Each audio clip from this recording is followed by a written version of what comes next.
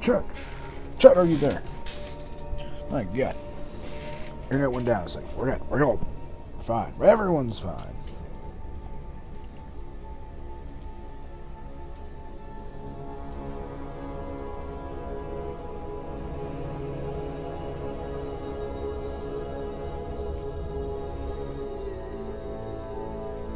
Save.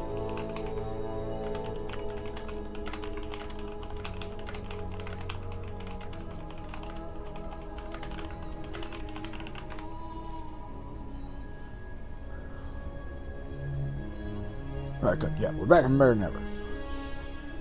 He was going to make a horrible mistake. Suddenly he jolted awake. He realized he was in his bed. He shook his head, relieved that he was just having a nightmare. Wait a minute. He felt someone sleeping beside him. What the hell? Shield spun around and pulled the covers off his bed, revealing a certain pink-haired doctor nestled up next to him. Shields leapt out of his bed and stood upright as a steel rod, iron-clawed with outrage. Certainly, he had known the ship's doctor would go to any lengths to molest him, but to actually break into his quarters after hours? Besides, his room was locked with the strongest encryption protocol on board the ship.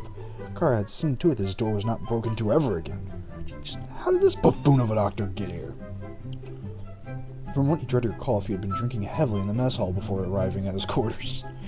No doubt, this lecherous doctor would have used such a lapse in his defenses to latch onto him into his bedside. Therefore, thankfully, he recalled that he had merely been filling out paperwork the whole night before finally deciding to have enough and resigning himself to listening to Ava's lectures in the morning. Claude opened her eyes with a yawn. Good morning. Good morning. How'd you bypass the security and get in here? Claude stood from the bed, her hair a mess. It was such a pitiful sight, Captain, looking at your sleep-deprived face every day. As a ship doctor, I had to do something to remedy your sleep disorder stat. Of course, the best remedy would be to contented deep sleep after prodding your white-hot vanguard into the woman of your dreams. And so I, Claude Shrilio, stepped into the cask. Sigh. You can use this body in however manner you desire. Your acting medical officer is ready to serve under, above, in front of, and behind you, Captain. Shields rubbed his face in irritation. This conversation was obviously not going anywhere. Hey, cut it out. I'm asking you to tell me what the fuck you're doing here. Well, I'm sure it'll become clear soon enough. What? As if on cue, Shields heard the door to his cabin open. The hell? He quietly knelt down behind his bed. There was another intruder in his office, then it would mean that the security protocols on his door had failed entirely. He still had bad memories of what happened the last time somebody broke into his room, and he was not to take any chances this time. He quietly reached into his closet and withdrew a concealed pistol. He signaled to Claude to hide behind him. Shields grimaced when Claude gripped onto him from behind, her massive boobs leaving 2 impressions on his back. She whispered in his ear, Captain, actually, the gun won't be necessary. How do you know that? Because... Shields suddenly heard Chicago's voice upstairs. Chicago, what's she doing in my office this time? Granted, someone as talented as her could easily crack Chicago's security protocols, but why would she... Suddenly, he felt something tear through his psyche, as if a bullet had just gone through his temple. Chicago, she... But what he saw next completely shattered the remaining bits of his mind. Come on, before the commander sees this. It was... him. Shields watched, his jaw agape, as his identical clone took Chicago's hand and plopped her on top of his lap on his desk. What the hell was going on? Even though his first instinct was to barge into Chicago and his clone's little romantic rendezvous, gun in hand demanding answers, his military training kept him firmly hidden behind his bed, looking for an escape route. He racked his brain for a possible explanation for the bizarre turn of events. Could this be a packed pilot? Did they embed a spy wearing a hollow mask to impersonate him? No, that would never work. First off, everyone on board the ship was subjected to a full DNA scan. Could it be the prototypes? That seemed a possibility, as they were a massive army of clones. Could they have acquired his DNA sample somewhere? All it would take to breed a second Killer Shield would be a strand of his hair left somewhere unwittingly by him. But it would take a lifetime of training for a clone to successfully imitate him. There was no way someone as intimate with him as Chicago would fall for a trick like that so easily. He had to calm his racing mind. For now, he had to escape detection and alert ship security or something. He racked his brain for the proper protocol of dealing with the doppelganger of the ship's captain was, but for some reason he couldn't remember being taught anything about it during the training at the Special Force Academy. Perhaps he had slept through that one. Of course, the ship's design had left open a number of secret escape routes he could use to leave his room. A warship was an inherently dangerous locality, and so a large number of concealed passageways crisscrossed the ship so the crew could not be stranded in the event the ship lost structural integrity. Shield slowly opened his closet, tore off the carpeting below, exposing the access gate to a tunnel leading to Deck 0. To his relief, the gate was still accepted his commands after he swiped the ID chip located in his sleeve on the security scanner. He opened the gate and motioned for Claude to follow him. After climbing down the tunnel, the pair dropped down from the ceiling onto the floor of the hallways. Shields immediately turned to Claude and interrogated her for answers. Seems like you have a better idea about than I do about what in hell's name is going on here. I want answers, Doctor. Well, this is a surprise. You really don't remember anything? I can remember everything just fine. Captain Kyoto Shields of the assault carrier Sunrider, you arrived at Syria yesterday to take part in the critical operation to liberate our homeworld from packed loyalist forces in conjunction with the Alliance combined fleet. Uh-huh. But can you remember what happened after that? I arrived at Syria, I spoke with the rider team in the mess hall, and I returned to my office to do some paperwork. The next thing I knew, I was in bed with you. So you have no memory of what happened after the operation? What the hell are you talking about? How would I know what happened after? The operation hasn't even begun yet. Appears you're suffering some memory loss thanks to your first temporal translocation. But don't worry, in just a few hours, all your memories of what happened will return. Shields' brain spun at a disturbing high frequency of what Claude was implying. Temporal translocation. Memory loss. He had known Claude was a ditz, but this was an entirely different level from her usual antics. There's no question something out of the galaxy was happening there. He just witnessed his body double flirting with Chicago as if it was the most casual thing in the world. He closed his eyes and tried his best to remember just how he had gotten there. Those images again. Bloody flashes of horror flashed in his mind. He had no idea where they took place or when. But he knew Chicago was somehow involved. Those aren't just images. They're my memories, aren't they? Did you remember something, Captain? Massacre. Everything we worked for destroyed. Horror. Knowing that much, I guess I can fill you in about the rest. 3 days from now, a disaster will occur at Syria, which will thrust humanity into a war so devastating it'll make the Neutral Rim War look like a mere playground scuffle in comparison.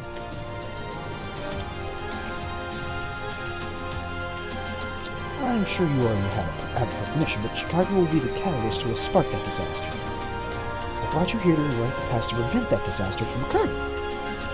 Instantly on Shields' head received another bombshell of a revelation. What was Claude even saying? Bring him back to rewrite the past? Something like that was impossible. Suddenly more memories played back in his head. You're telling me Claude is a time traveler? No, far more than that. If such an entity could be given a name, the closest description of her would be, Claude is God. Shields rubbed his spinning head and fought back the mounting nausea. While his understanding of what had or will happen was still foggy, like trying to recall a dream he had seen months ago, Claude's seemingly impossible explanation seemed validated by that fragmentary memory he had still retained.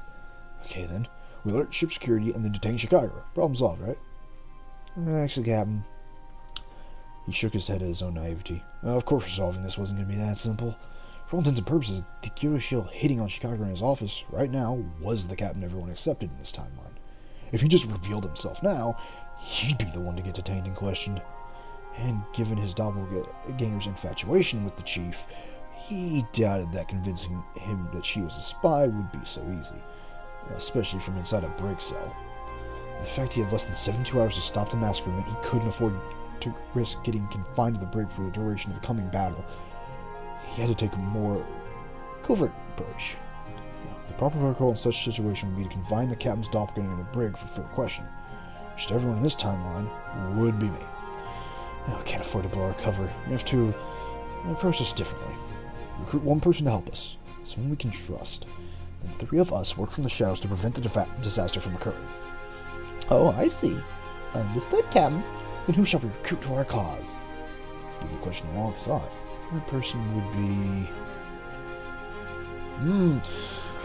So all four of these kind of lead us to different paths, chat. So who do we go with the first time round? Who's the first person we trust? Like how Kasaka's not even on here. Fucker. Fucker, we couldn't even trust him.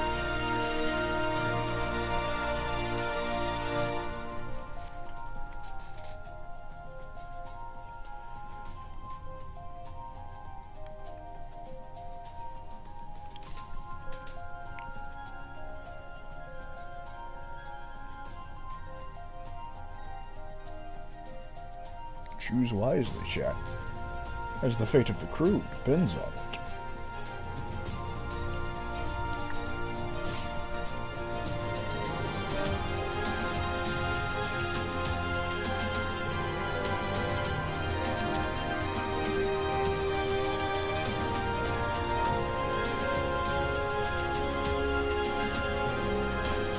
Ava seems like it'd be too easy.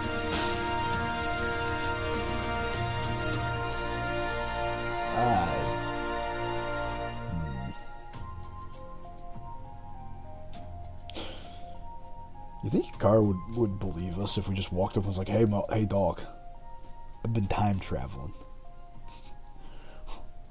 Want to see a cool fucking magic trick?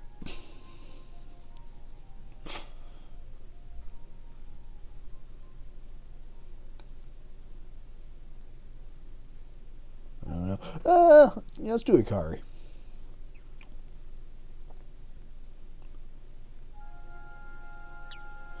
I think covert operations, the first person who comes to mind is Hikari. Not only that, but she's like the ship's chief of security. Exactly the kind of expertise we'll need in a situation for this. Alright, we're gonna recruit Hikari. Your technical know-how to figure out how to stop the massacre. Okay, Captain. Come on. She's probably in the mess hall right now. T-minus 63 hours until the Liberation Day massacre. 27 hours until Shikagura enters the mind stream. And thus, chat, we're on the deadline.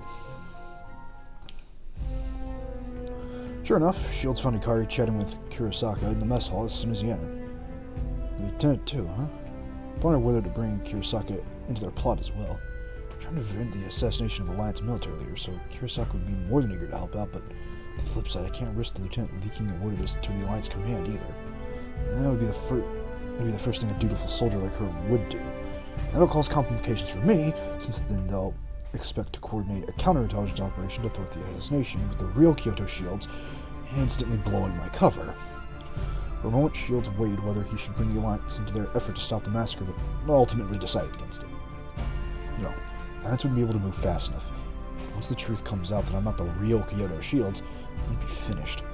I have to take my chances on a small covert op. Looks like it'll just be Hikari. Shields casually walked over to the pair. Well, chatting together again so soon? What's your problem, Cap? Soldier boy here was just telling me some stories. Got some interesting ones yourself. Leaning close to Hikari, whispered in her ear, "Try to cut your date short, but I need your help." Date? It's not like a...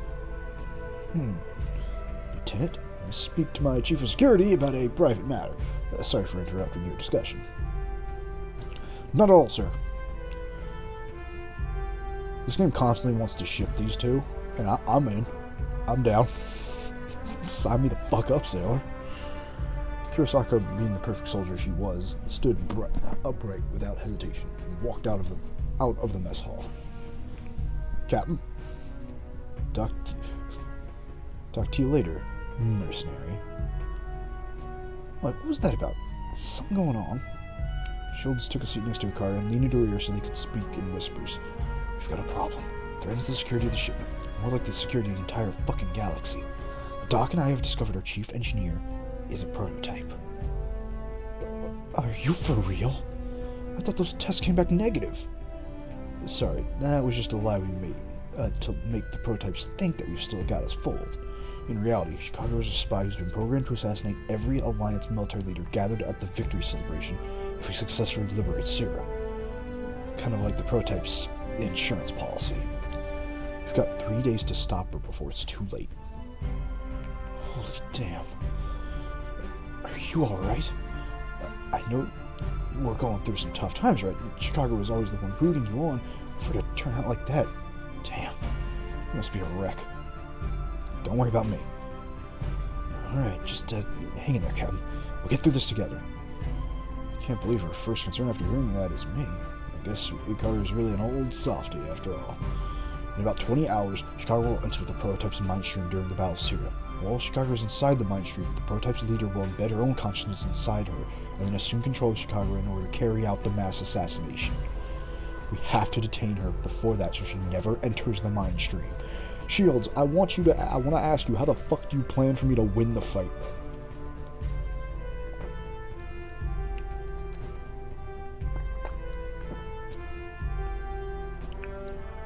Hey, this isn't making any sense here. How do you even know all this? You're pretty much talking to me as if you've seen the future or something. Oh, and there's something you're not telling me, is there? Respect of Ikari? Looks like her experience as a mercenary wasn't for nothing. Alright, you're gonna have a tough time believing me. But I actually am from the future. Everything I've seen, everything I've just laid out, I've experienced firsthand. Chicago will enter the mind stream in about 20 hours. She will be mind-controlled by the leader of the prototypes, and then she will assassinate the Alliance's top military leaders. Oh man, you had me going there, Captain. You almost convinced me that poor Chicago was gonna backstab us all. Jeez, I even felt sorry for you at all. Ikari's grin slowly drained from her face when she saw the light fade from Shield's eyes.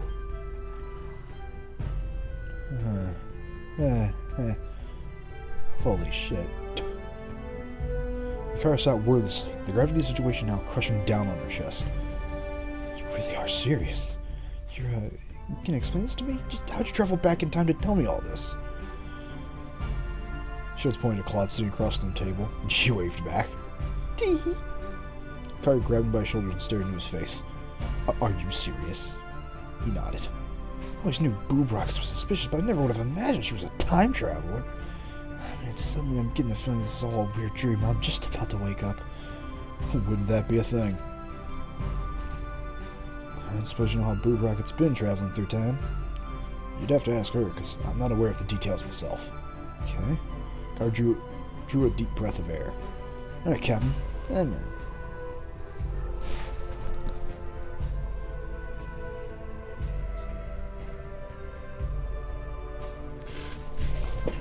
One second, chat.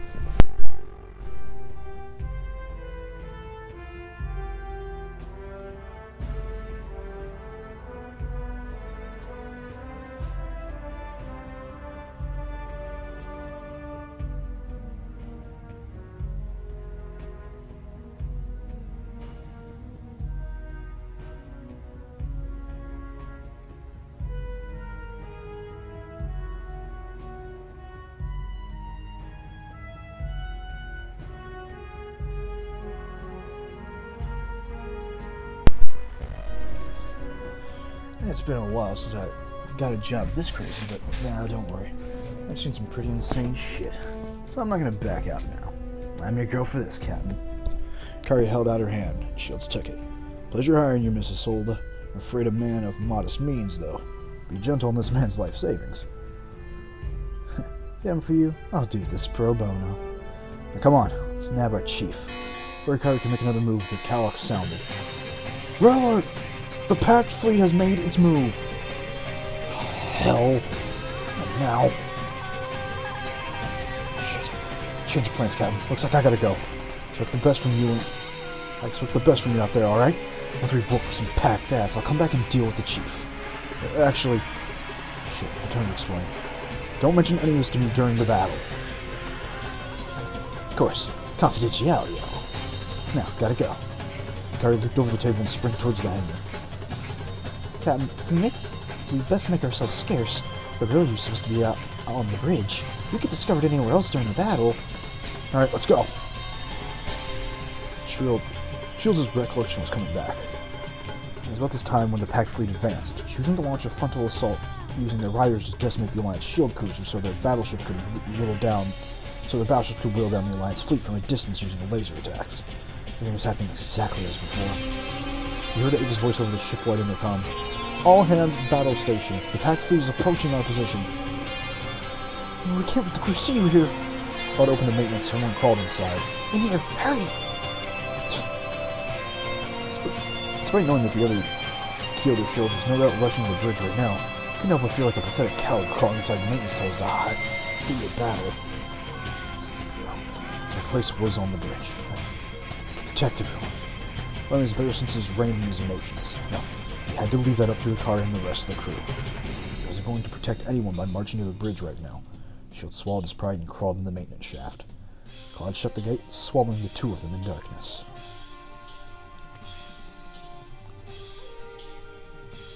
All Shields could hear was the pounding of his heart, sweat dripping down his eyebrows, tickling his nose, and filling his mouth with the taste of sulfur. Surreal moment, he heard his own voice over the intercom. All hands prepare for anti-rider combat. Shortly after, the dull drumbeat of the Sunrider's flat guns echoed through the tunnel. The hull creaked as shrapnel from intercepting missiles harmlessly bounced off the armor. Every passing moment felt like torture. Shields had grown accustomed to being in command, yet the idea of being helpless, trapped inside a hole, churned his stomach.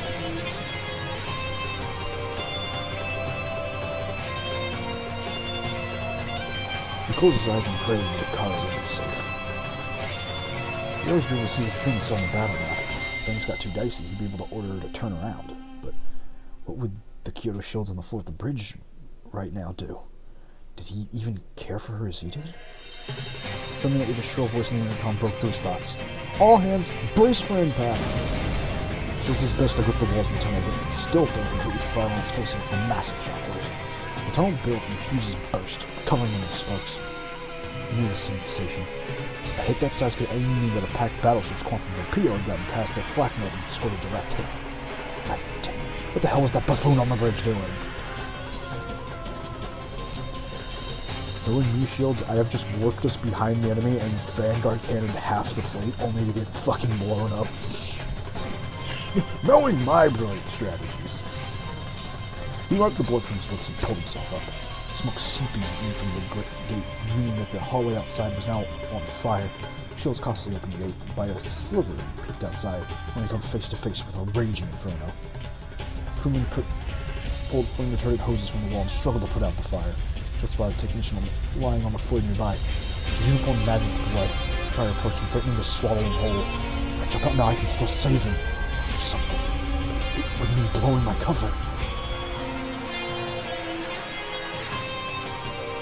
Oh, no, chat.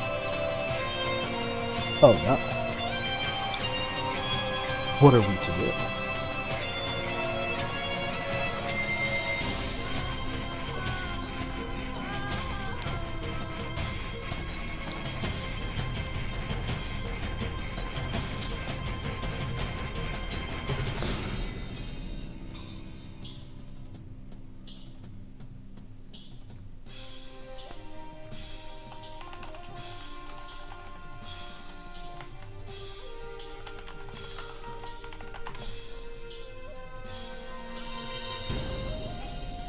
I gotta save my boys. I'm still the captain of this ship. I can't hide in a hole like a coward. My crewmen are risking their lives out there. That Shields pushed the gate open and left the tunnel. Captain, where? I'm not gonna let a member of this ship die. Captain. Ignoring Claude's protest, Shield pulled a hose from the wall and battled the flames, which were fast approaching the wounded technician. Shield finally reached him, and he knelt down and checked his vitals. Still alive. Good. Shield hoisted the technician up and carried him towards the other crew. Captain? The deckhand's eyes were in shock as captain of the ship emerged from the flames and passed him an unconscious crewman. Make sure he gets to the sick bay. That's an order, sailor. The deckhand's training took control and he snapped to attention. Look! Just raised his teeth. He had to lead the damage control operations here. That morning the ship shook again. Someone heard the sounds of mechanical sawing, as if something was cutting through the wall of the ship.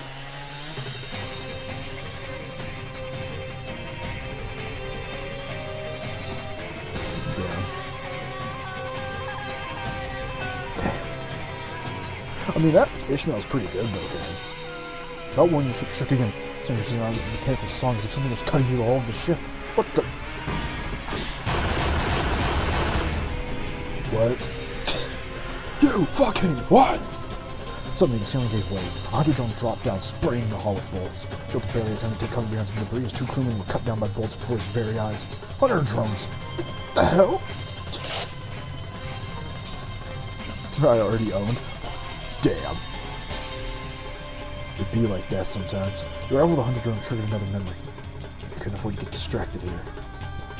He had received some instruction about invasion drones during his training, but I'd always figured they saw limited practical applications after never encountering one on the field. This was the first time he'd seen him deployed to ship-to-ship operations. Shit, this just makes my life much more complicated. If I don't do something here, that drone's gonna massacre everyone on this deck. But now I'm totally unarmed. Shields looked around and saw a pistol lying beside the fallen crewman. It took far more than that to down a mechanized hunter drone. It was something.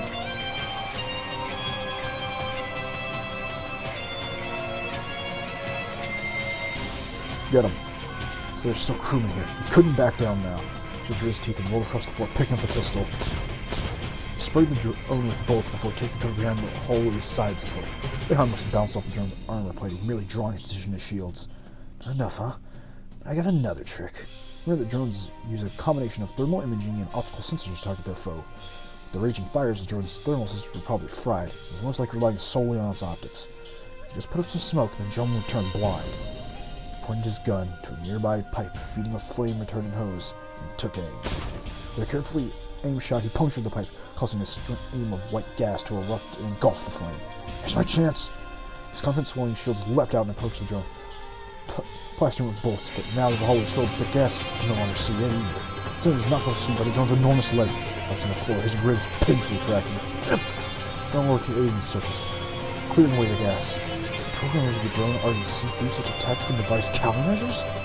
This cursed the fool coder who made such a sadistic AI desperately looked around for a bigger weapon. Like his fresh brigade, he paced, picked himself off the ground, tried footing with the drone. Faced down a steel automaton like a naked ancient man facing down a panther. He leapt out of the way just as the drone's minigun started spinning, but it was too late. In a moment of disbelief, he fell backwards, as his legs were reduced to a composition of salsa by a torrent of bullets. He could only look up as the drone approached him. As things started, the drone's minigun began to spin once more. Alright, so maybe I don't try to jump him. Captain, if you just listened to me and stayed inside the tunnel, this sort of thing wouldn't have happened. What's more, you seriously thought you could take on a mechanized hunter drone with just a pistol? I can't believe you passed officer training like this. Try again. This time by either staying inside the tunnel or choosing not to fight the drone. I love how when I die, Claude just shows up just to talk shit. Like, man, Captain, you really suck at this. You kinda blow. Oh, time to run away. No matter how conceived this tactical scenario, a group of crewmen and a captain unarmed with nothing but a pistol were no match for a mechanical hunter. Had performed a tactical retreat. Shields shouted orders to the other crewmen. Everyone fall back! Find cover! That drone will tear you apart! Sir! Shields and the repair crew quickly fell back, coming to the airlock gate. I should hold the drone back. Once everyone ran through the gate, Shields pounded the close button, dropping an 8-inch thick steel wall between themselves and the drone. Everyone dropped their knees in relief. Shields took the opportunity to survey the situation. Any of you have heavy weapons? Yes, sir. Fire control crew C reporting for duty.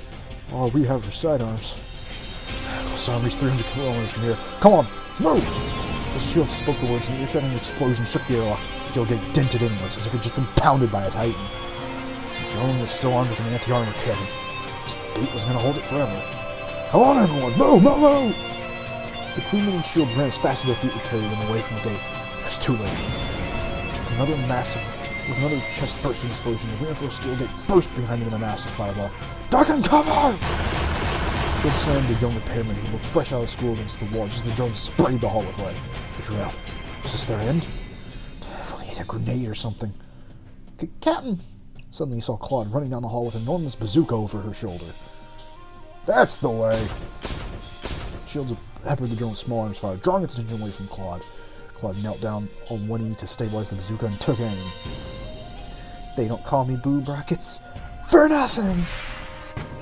The rocket shot out of the front of the bazooka, the recoil knocking Claude flat on her back and missed the drone spectacularly, digging a massive cavity into the ceiling of the hallway.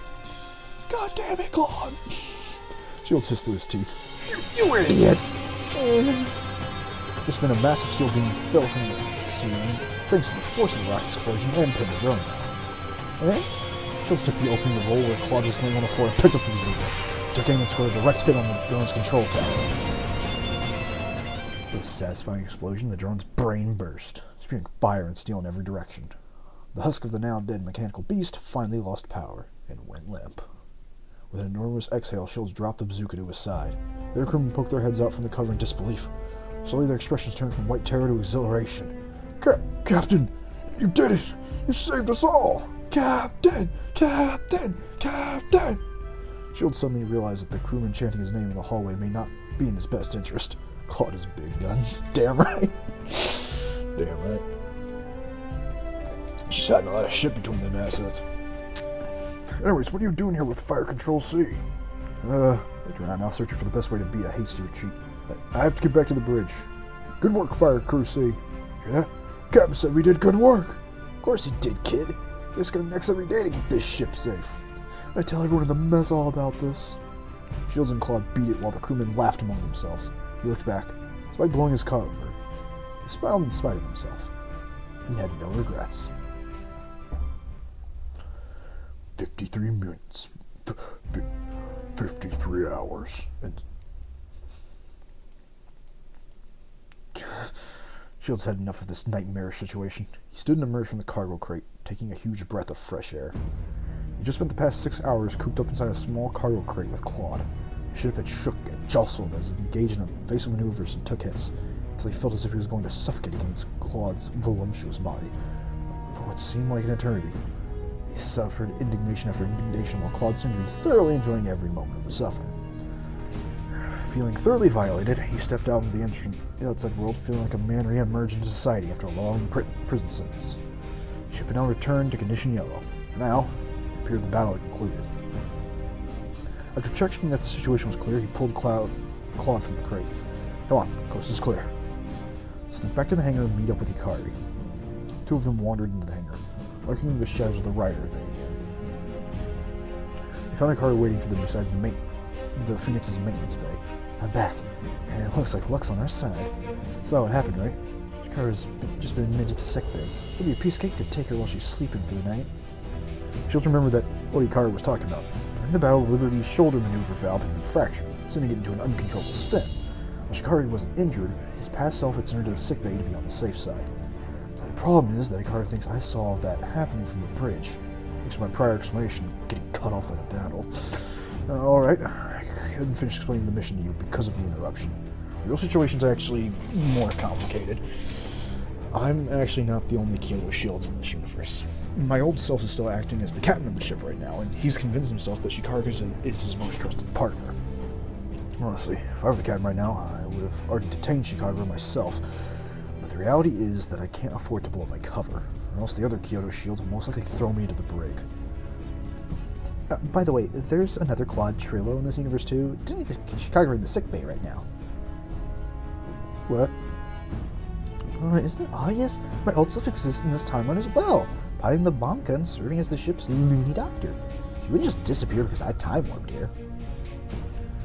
Making my head hurt here. You mean the captain who just ordered me in battles and the Claude I fought alongside with just a moment ago weren't you guys? That's the situation, yeah. This job just gets weirder and weirder. This might honestly be a new record as my bizarre shit list. Now you understand why secrecy is key. We also have another problem. We can't just kidnap Chicago and expect the battle tomorrow to play out the same way as it did in my timeline. In fact, I haven't told you why Chicago enters the prototype's mind stream yet.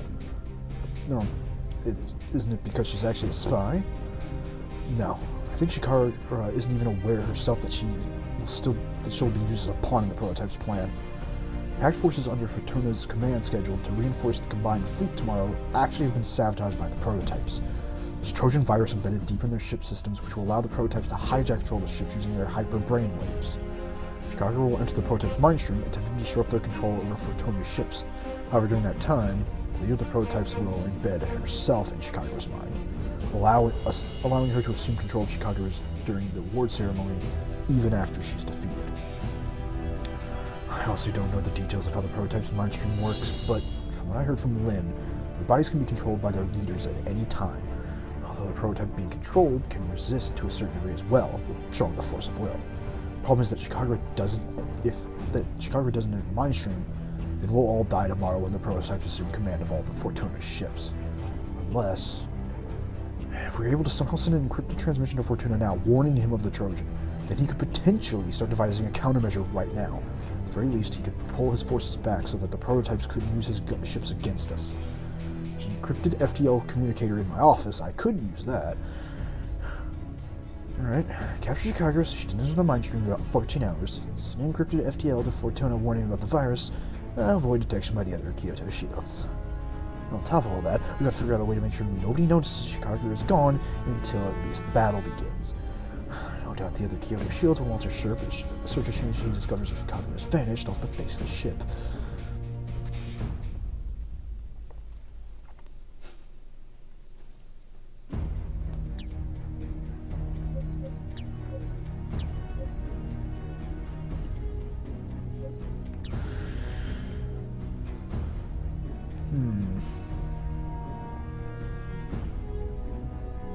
Well, there is a certain body double.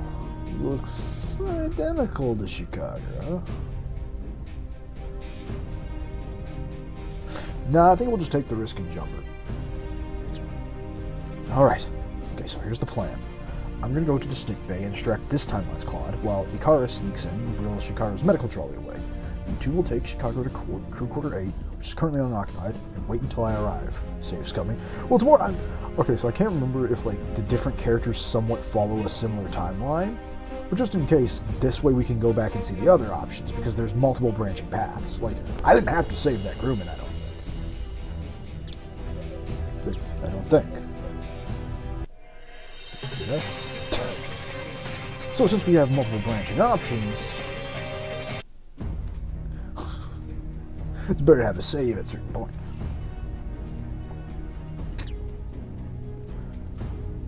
I'll try to beat a hasty retreat as soon as I can. Once we've regrouped, Claude will use the flow access hatch to relocate Chicago to the maintenance room D4. Makara runs the Nesson, calls the other Kyoto shields out on the comm. I'll use the chance to sneak into my office and send Fortuna the encrypted message. You all that? Understood, Captain. Let's roll. Alright. Good luck. Meanwhile, I finally get to show up in these things. It's finally him. The other Kyoto shield sat in his office, trying to mine the battle plans for tomorrow's fight. However, his thoughts couldn't help but wonder Chicago was currently resting in sick bay. Perhaps he should pay her a visit sometime before the battle? His doorbell rang. Come in. Captain? Something the matter, Ava? I've come to report a truly strange anomaly on board this ship. An anomaly? Of what sort? You're gonna have a hard time believing this, but I heard rumors circulating amongst the crew that you were at Deck 2 during the previous battle, and that you single-handedly took down a drone and saved an entire damage control team? What? I've heard some crazy rumors, but that's a new one. During the battle, we were indeed struck by an experimental pack weapon which introduced a hunter drone within the ship. Security has examined the wreckage of the drone, and I've confirmed that it was pact made.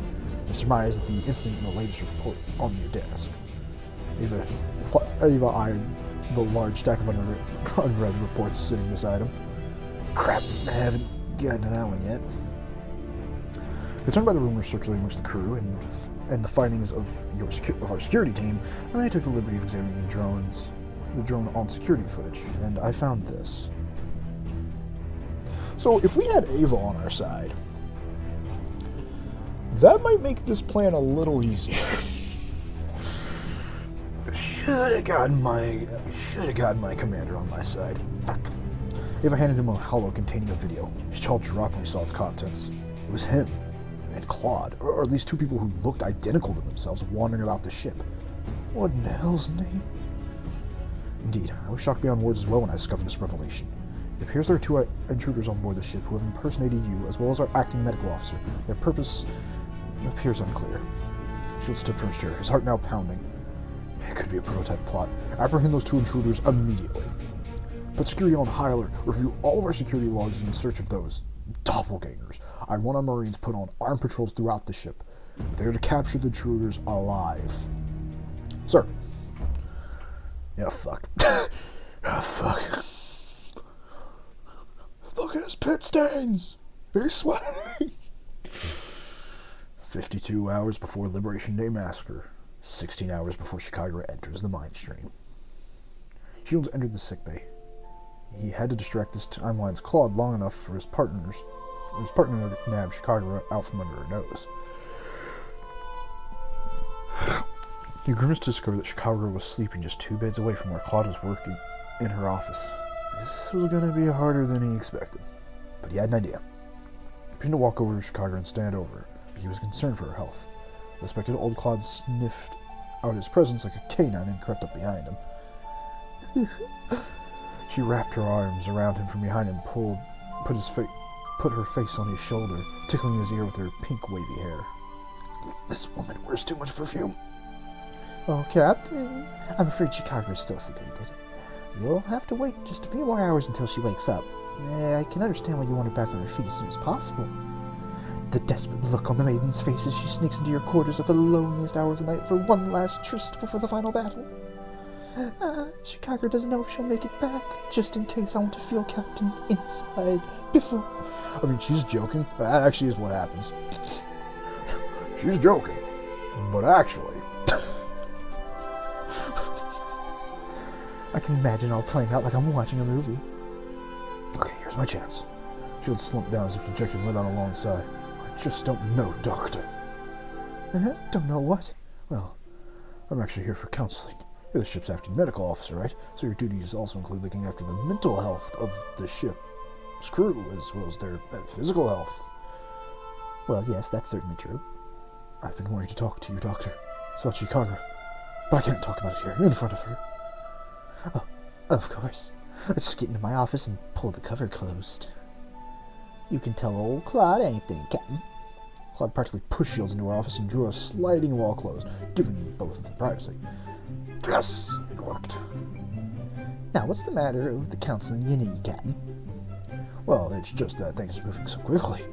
It's been over a week since we kissed for the first time. She's already talking about things like marriage and children. Whenever she talks about how many babies she wants to have, I wonder, is this really the life I want for myself? I'm ashamed to even look at myself in the mirror, Doctor. I can't believe I'm having these doubts right now. Oh, Captain, don't you worry about a thing. It's completely normal to have unexpressed doubts when your partner advances a relationship too quickly. In fact, it's only inevitable because of the enormous amount of stress you two are under right now. All she cares about is her bakery. I don't even know if I'm good at baking bread. I'm a starship captain, for crying out loud, Doc. I worked my ass off for this commission, but to just up and retire early for bakery. And whenever she talks about that ready bakery, she has this dreamy look on her face, and I just end up going along with it every time. Where's my input, Doc? Lately, I've been feeling railroaded down a certain path without any saying what I want. It's like all my choices have just up and vanished. Before this, I used to be a free man. She doesn't want a bakery, she just wants a butt. She did say she wanted 4 fucking kids and a dog. I used to be able to make command decisions. I used to be able to rip up rule books. But right now, I feel like I've been chained to the doghouse. Oh dear, oh dear. After the battle, why don't you try talking to her about this, Captain? The root cause of your problems with Chicago is most likely the stress of the coming battle, because you're both instinctively afraid of what may happen. Chicago may be rushing things ahead of what she may normally be comfortable with as well. Alright, Doc. I'll try that.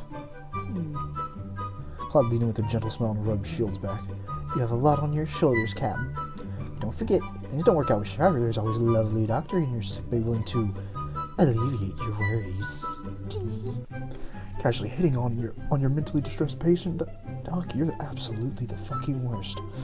Anyways, should be enough time for the distraction. I better beat a hedge to retreat out of here. Just as Shields was about to call it quits, he spotted a strange-looking hollow next to him on Claude's shelf. All the hulls aboard the ship were now standard-issue Alliance stock. However, this hull clearly looked to be of a different make. What do we have here? For some reason, I have a feeling there's something really important on that hollow. Maybe it's related to the memories I've temporarily lost? Is there a risk blowing my cover by trying to steal it?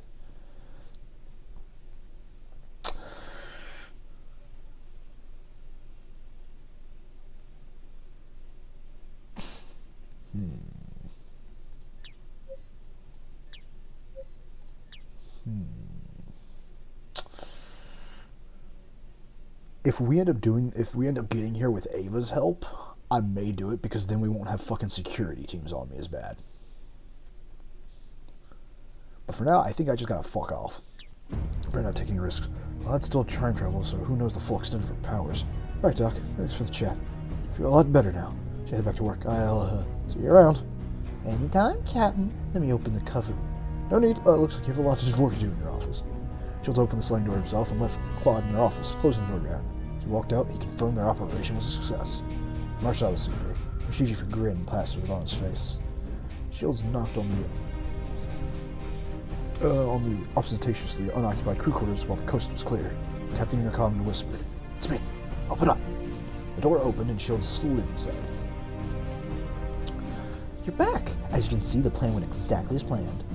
He saw Chicago tied up to a chair, still unconscious from the station. I hope my other stuff treats you alright. Yeah, yeah. Okay, now that we've regrouped, let's move on to Phase 2. We need to contact Fortuna on the FDL comm. Let's get moving. Actually, there's something else I need to talk about first. Something about time traveling I haven't mentioned yet. Uh-oh, I don't like the sound of this. Well, unfortunately, time travel is nowhere near as flexible as one would expect, or else I would use my powers more often. The main limitation of time travel is that when individuals and events get moved out of sequence in the timeline, a time paradox can occur. Time paradox? I've heard those words before. Slow down, Sola. I'm not quite following. What does you being here mean the universe is doomed? A time paradox. If the mislocation of an event in the timeline breaks the link of causality between a series of events, the logical sequence of the entire chain of events would be broken. For example, if I were to time travel back in time and remove the prototypes from existence, then all the other events which resulted from their actions would no longer make sense. Such a time paradox could potentially cause the entire space-time continuum to collapse, meaning the effective end of the entire universe. Wait a minute, you mean the kind of time paradox which can destroy our universe? Looks like you finally discovered the hard part of this mission. It's pretty complicated to explain, but the skinny of it is basically, if we were to succeed in this mission and thwart the Liberation Day massacre, both this universe and the universe where we come from will collapse and cease to exist. As it turns out, the space-time continuum is real sensitive to time paradoxes that resolve themselves quite forcefully. Collapse? You mean we'll all die anyway, even if we win? What the hell's the point of any of this? You're thinking like a human. You will simply be wiped from existence. Dying is a natural phenomena which must inevitably happen to all life forms, but is an entirely different concept from never existing at all. You traveled here from the future in which the Liberation Day massacre occurred in order to prevent it. But if you succeed in the mission, the Kyoto shields you traveled back in time would cease to exist, as the massacre now never takes place. So then, who would be the man who stopped the massacre? A true logical conundrum. In other words, a time paradox. So, the future is impossible to change? The future can be changed. That's why I brought you here. At the end of this journey, you must make a choice. The bootstrap effect? Yeah. You stop the Liberation Day massacre from occurring and avert the tragedy which befalls upon everyone and destroy this universe and the universe you came from and replace them with a new universe you create with your decision. Or you let the massacre occur, accept the tragedy, and this universe will remain untouched and connect with your timeline. The universe you know will continue to exist, for better or worse. You're telling me if I go through with this, everyone I know will vanish from the face of the universe, but the universe with copies of those same people will exist? That's just a yes, and that's the reason why I brought you here. The key here is that the law of causality does everything in its power to resolve time paradoxes, and it does that by deleting the universe where the paradox occurs, and then creating a new one which they can logically continue to exist from that point on. In this case, you and everyone in this universe, as well as everyone in the universe where the massacre occurred, are, again, wiped, thus eliminating the time paradox. Then a new universe, where the massacre never occurred, will be born, and everyone would still exist there, completely oblivious to the fact that a massacre even occurred, or that there was a desperate mission to prevent it. Then we can still save everyone, by creating a new universe where the massacre is prevented by simply never existed. Now you're understanding how this all works, Captain? This time travel stuff is still hard to understand. But if this mission success will have destroyed the universe where the massacre occurs and head down a different universe where the massacre simply never existed at all. Basically. In this circumstance, I intentionally sought to create a time paradox in order to manipulate the law of causality into destroying the universe you don't want, and into creating the one you do want. Well, it was pretty drastic, but it's not like there's anyone out there who can stop me, so, gee. It's pretty convenient. This little quirk that the law of causality has, I've been using it to create and destroy universes for, I forget. I'm immortal. Who knows how long I've been doing this?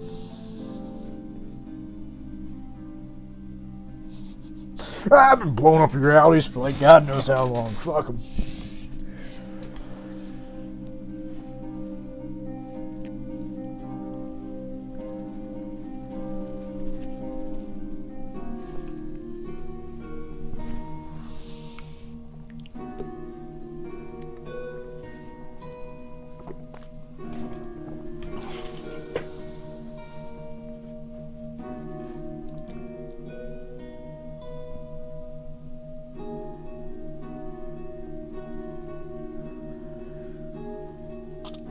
Okay. Anyways, now that your choice has been laid out in front of you, I want you to choose Kyoto Shield's Hero of the Galaxy. That's the entire reason I brought you here. All this so I can watch you more. I want to watch you run around, fighting desperately against impossible odds. I want to see the tears in your eyes when you fail, the euphoria coursing through your veins when you're victorious. The bigger the stakes, the more torture your dilemmas. The mightier your enemies, the more I want to see you fight. Because it brings me so much pleasure seeing you in action. Claude's entire body flushed bright red as she squirmed her legs. I'm gonna come a little. Claude, you fuck. She's toying with me, just like always. Couldn't think of it. Oh, was there ever a moment where she wasn't playing me like a fiddle during the whole time I've known her?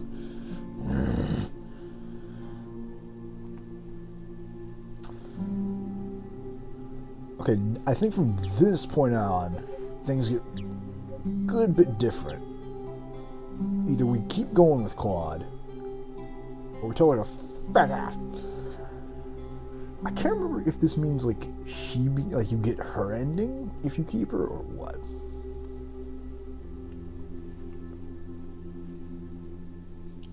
Do we keep the Claude, or do we tell her to fuck off?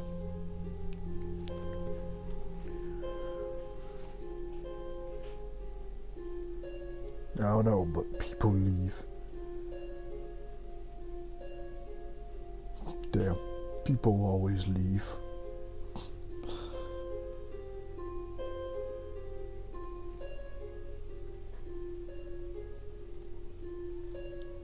Well, we're in this deep. We're in this too deep now. Might as well. I did save that part, right? Okay, cool. Good call, Captain. I knew I could count on you. It's too bad. You have a once-in-a-lifetime chance to change the future. Isn't Claude such a generous god? But you should get excited with the knowledge that you have a deity on your side. You should now understand why I can't use my powers willy-nilly. It'd be a pain if I were to accidentally wipe out a universe or two from existence by causing an unintended time paradox myself. For every use of my powers must be carefully planned in advance so that they bring about consequences I want. The result otherwise would not be pretty.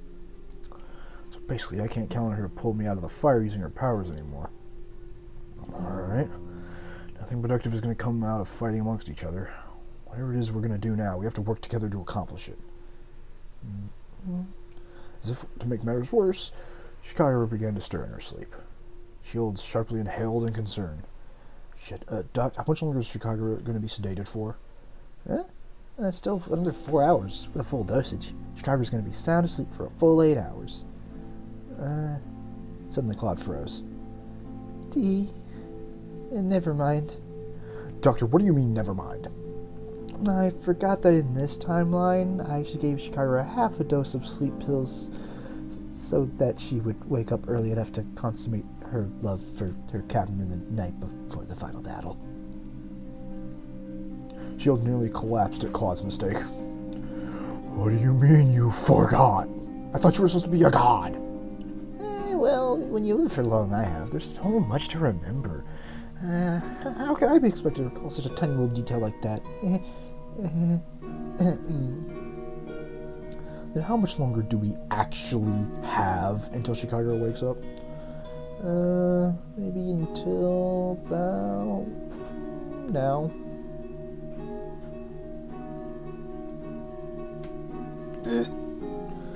As if on cue, Chicago sleepily opened her eyes. Cap. What's going on, Captain? Why am I tied to this chair? Captain? And the doctor? Ikari? Chicago's eyes darted around the room while she struggled against the ropes in panic. Shit. For now, I've got to calm Chicago down. Don't worry, I'm here.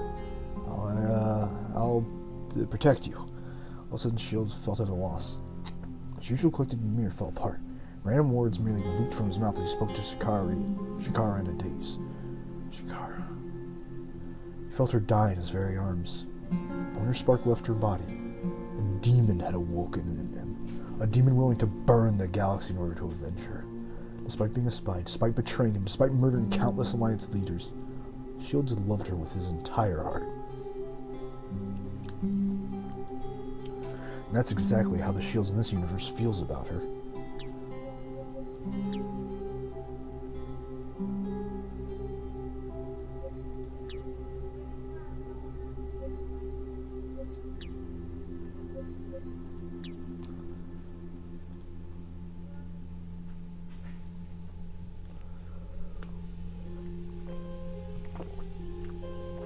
Shakira, calm down and listen to me.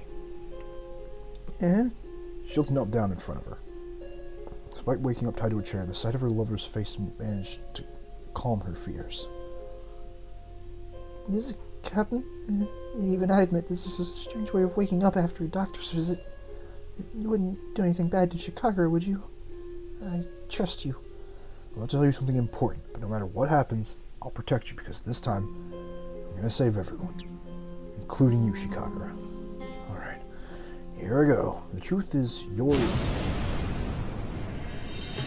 Shields could never finish his sentences. Exactly at that moment, the gates of the crew quarters exploded into smithereens, momentarily blinding everyone inside. Fucking anti-skill suddenly showed up. Comic relief lived. Oh, yeah, so, Fargo Taki, you didn't see the ending of the main game. So we beat the game. Yeah, Claude lived, Shikagura died, Liberation Day ended in a massacre. Basically, we lost the ship, we lost Shikagura, we lost Admiral Gray, we lost Sierra, a fucking Gin, and we lost my damn ship. Did I mention we lost my damn fucking ship? Which is how the fourth game would start off. But yeah, as it turned out, no, Claude didn't die, because Claude is actually fucking God. She's an immortal super time traveler who just, like, fucks around doing stuff for her own amusement. Collapsing things in time paradoxes, making new worlds. She's just God. So, currently, since we beat the main game, this is a sort of side adventure, a what-if you will, where if Shields, after the main game's ending happened, went back 3 days in time and is now trying to prevent the massacre. Unfortunately, with this timeline, I decided to save my crew, like some sort of bleeding heart fuck. So I've been found out, and unfortunately, the other Shields is none too pleased at me. So, here come the SWAT members. I do love how in this future we're still using M16s. Like in this future with hunter drones and shit, we're still wearing riot gear and fucking Oh yeah, man. When in doubt, good old rifle. In a flash, Marines piled into the room. By the time Shields recovered his vision, he was completely surrounded by a squad of armed troops pointing their rifles at him. Shit! He slowly raised his hand over his head. In front of him, Kari did the same. Wait a minute. Look at the confusion. Claude had somehow vanished from him. Did she use her powers to escape?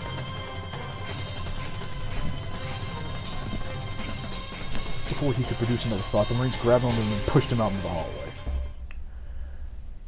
T-minus 50 days. 50 hours till the Liberation Day massacre. 14 hours till Chicago enters the mine stream. Shields kept his hands on top of his head as the Marine shoved him to his knees. A wall of well-armed troops in full body armor stood in front of him. Even more party to let a man through the face shields. It was... I'll be damned. Ah, crap. Kyoto Shields clenched his teeth as he stared down. Kyoto Shields? You really do look like an identical copy. Just then, Chicago emotional room, escorted by a pair of crewmen, immediately ran to the other Shields and embraced him. Captain, glad you're here. I wonder what's going on. I feel like the doctor accidentally prescribed me the wrong medications. I'm hallucinating. Oh, trust me, this is real. The ship's security has been compromised by 2 intruders. One of them happens to look identical to me. This fellow right here. Ah, fuck. Cover's been blown, and now Chicago is playing along with the past self-suspicions. On top of that, does my voice seriously sound like that? She was like, yeah, I sound like that. Drink it in, boys, because I think this will be the only time in the visual novel's history we'll ever see Kyoto Shield's model in dialogue, which is a real shame because I really like his design.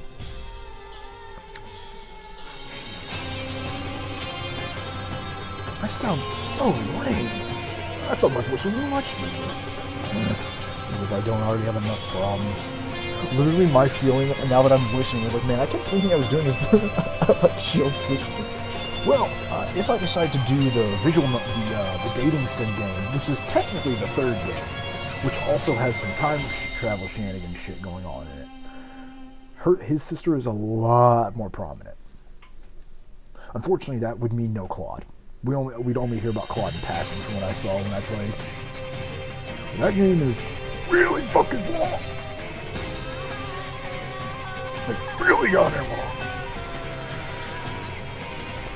I don't know what you sought to gain by kidnapping me, but I intend to find out. Yes.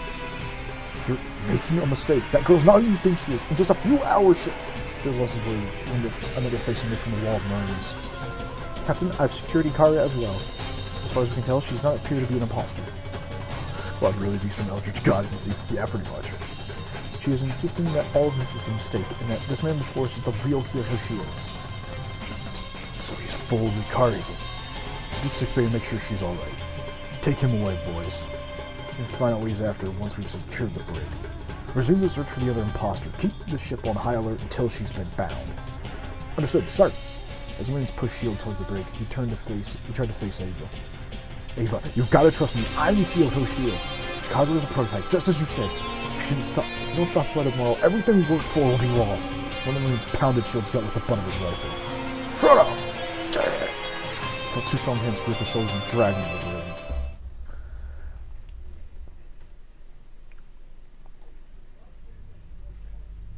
Shields faced his doppelganger as he spoke through the intercom. Hey, listen to me, you dumbass. I really am you, just from the future. I've come to warn you about a massacre which will happen. He repeated his desperate warnings to his past self for the better part of the past 2 hours. It was clear he was not getting through. Chicago is a prototype. If she enters the mine stream in a few hours from now, she'll be mind-controlled by the leader of the prototypes and carry out... The other Shields cut him off, his voice cracking with impatience. Alright, enough about Chicago. I want to know how you got on board this ship, and who you're actually working for.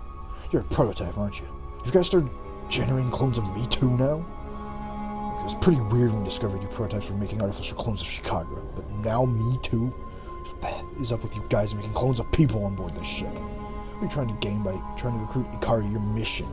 And what purpose, and for what purpose did you kidnap her? Knowing how I'm going to convince this blockhead that Chicago's going to cause the Liberation Day massacre at this rate.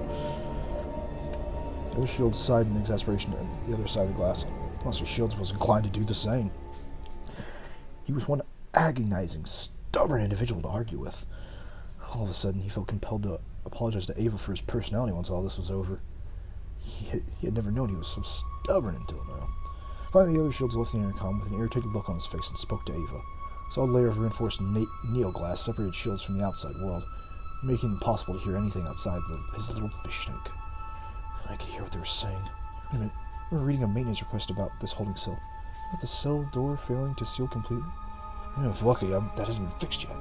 Shields pretended to crumble the floor into feet and put his ear against the crack where the gate came down to the floor. Sure enough, you can now faintly hear the other shields and Ava's exchange. Captain, perhaps you should consider the prisoner's warning seriously. Kari's convinced that this Kyoto shield is telling the truth. No. First off, he is not Kyoto shields. Ava, you're still going on about that. How many times do I have to tell you that prototypes just wanted to sow division within our ranks?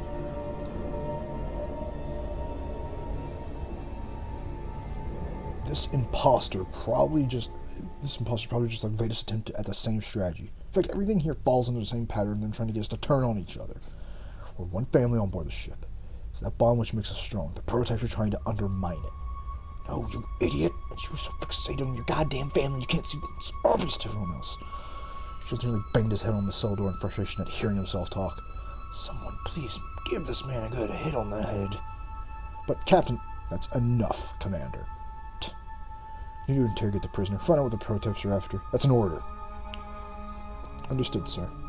With that, the other shields left the brig while Ava was left herself trembling with anger. So you cannot see the truth, Captain. That she stormed off the hallway as well. She was left alone inside his cage. All I could hear was the sound of his own breathing inside the tiny glass cage. Paced nervously in the cell as time continued to tick by. Now that he was stripped of his uniform and was wearing nothing but a basic prisoner jumpsuit, he has no way of telling the time anymore. Now what? Wait for Claude to show up again? Just where'd she go anyway? God damn it.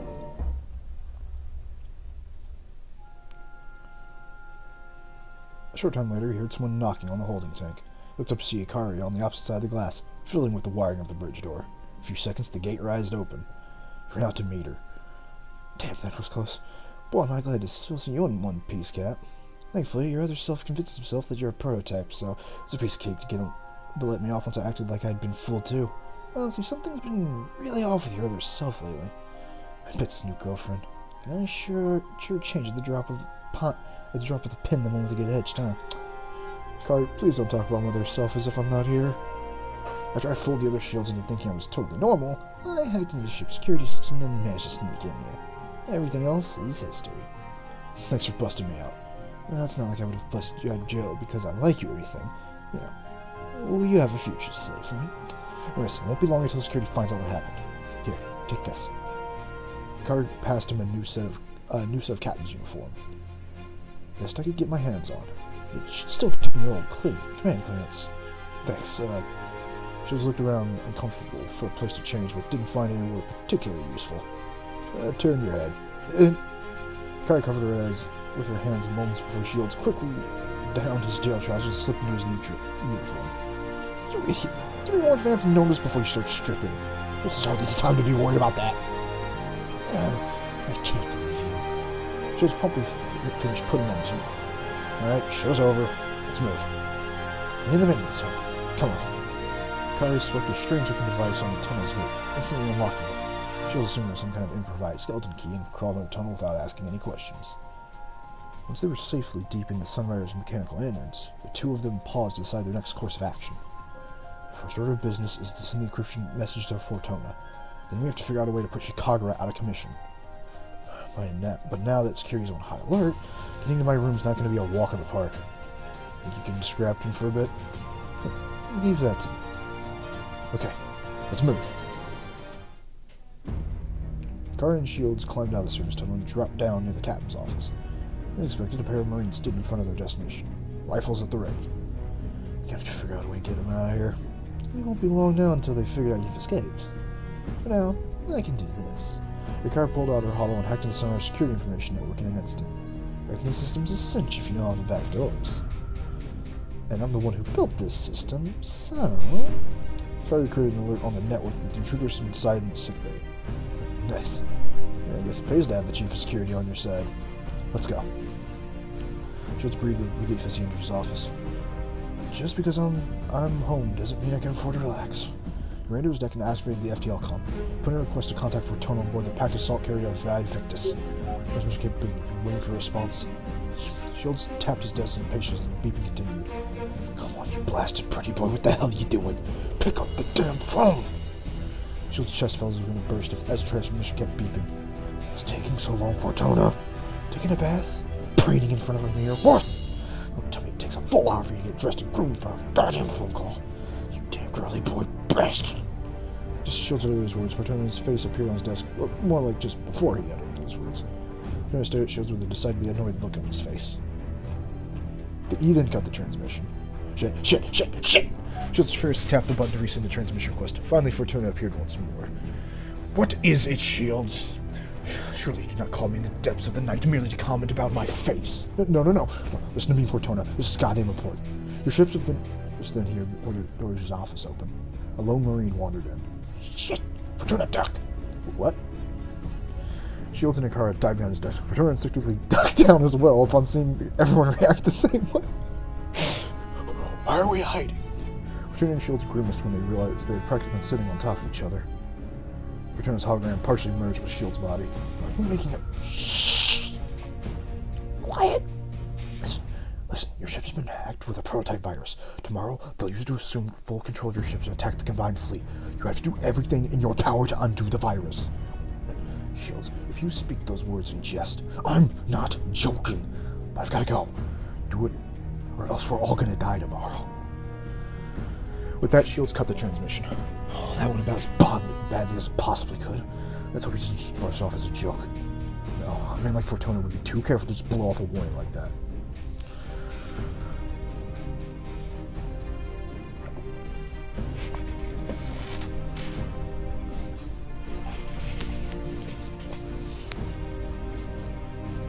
Cap, one bogey, coming our way.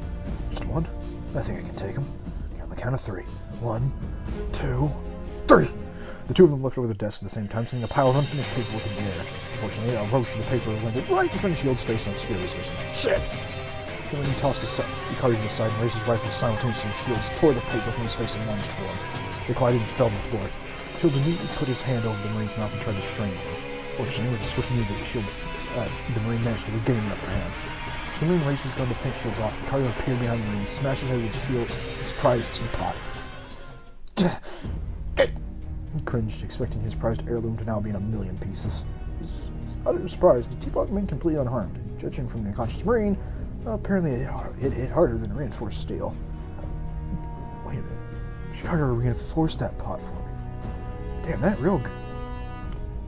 No, remember when it broke last time? So Chicago fixed it, thanks.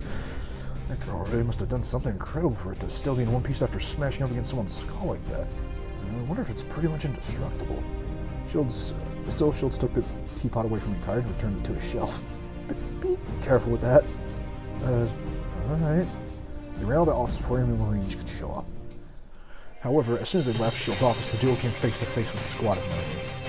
Shit! Freeze! Completely on the rig, surrounded by rifles, Shields with no choice but to put his hands on top of his head. Not what I was hoping for. We actually use this to our advantage. Motion for a crowd to follow through. But they put their hands on top of their head as well. Right, you surrender. I'm willing to talk. Take me to your leader. No need. Jesus Christ, man, are you just fucking everywhere?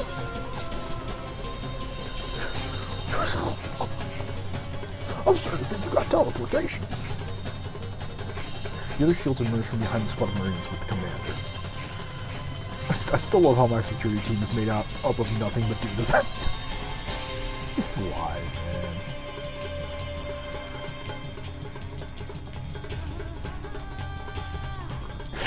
I feel like we could be giving them like space age shit. You got some guts breaking into my office. What are you trying to pull in there? I just saved your ass by warning Fortuna that the prototype sabotage our ships. You'll thank me for it later. Hey, other captain, just tell me the truth. I saw him contact Fortuna myself. You gotta believe us because you're being fooled big time by Chicago. Alright, I don't know what's going on. You helped this imposter escape by hacking our security systems. I brought you on board the ship. You swore that you would play by my rules. What happened to that? Snap out of it. You're not acting like yourself. Captain, I'm inclined to agree. The past few days you have exhibited strange symptoms whenever we broach a topic of our chief engineer. Now, even our chief of security believes that Chicago ceased to sabotage our mission. Should we not reevaluate our approach given these new developments? I don't see any new developments. It's the same old prototype plot to split the ship apart. Commander, you're out of line. With all due respect, Captain, enough! Oh, this is definitely weird. Captain not acting like he's mind-controlled or something. What was the prototypes we're hoping for?